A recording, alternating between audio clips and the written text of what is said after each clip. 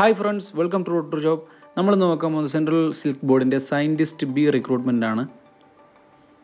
Advertisement for the post of scientist B pre cocoon sector. അപ്പോൾ online registration starting date 22 August മുതലാണ്. Closing date 5 September ആണ്. Central silk board ministry of ടെക്സ്റ്റൈൽസിൻ്റെ അണ്ടറിലാണ് വരുന്നത്. അടുത്തതായിട്ട് number of post കൊടുത്തിട്ടുണ്ട്. 128 scientist B പോസ്റ്റാണ് ഇവിടെ നോട്ടിഫൈ ചെയ്തിട്ടുള്ളത്. ഇതിൽ പ്രധാനമായിട്ടും ഐസറിൻ്റെ AICJRF SRF PhD 2024 എക്സാമിനേഷനെ കുറിച്ച് മെൻഷൻ ചെയ്തിട്ടുണ്ട്. Interested candidates national testing agency എല്ലാ വർഷവും നടത്തുന്ന 2024 ICAR PhD JRF SRF examination attend ചെയ്യേണ്ടത് നിർബന്ധമാണ്. Post and pay and also allowances. Scientist B pre cocoon സെക്ടറിന് ലെവൽ 10 7th CPC പേ ആണ് കൊടുത്തിട്ടുള്ളത്. Pay scale 56,100 to 1,77,500 plus central government allowance. ഏകദേശം per month 1 lakh above salary ഉറപ്പായിട്ടും കിട്ടും.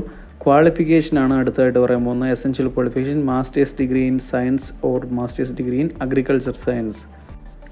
Age ലിമിറ്റിനെ കുറിച്ച് പറയുകയാണെങ്കിൽ 35 years ആണ് നോർമൽ ജനറൽ കാറ്റഗറിക്ക്.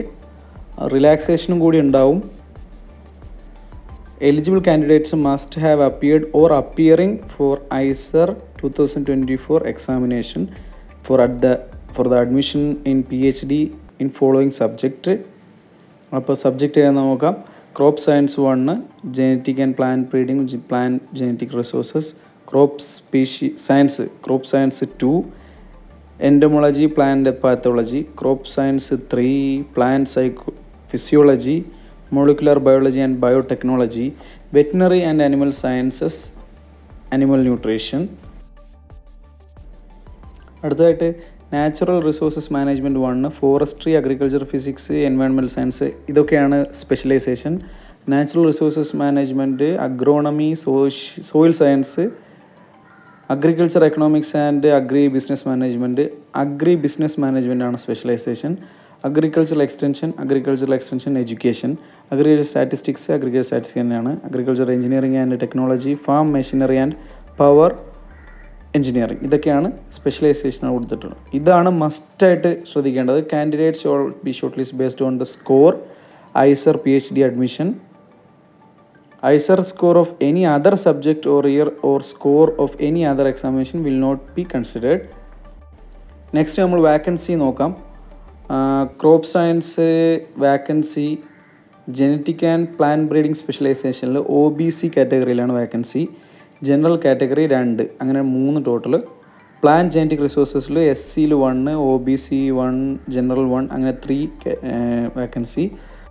നെക്സ്റ്റ് സെറികൾച്ചറിൽ 8 vacancy. SC ST 3, OBC 11, EWS 4, general 17, total 43 സെറികൾച്ചറിൽ.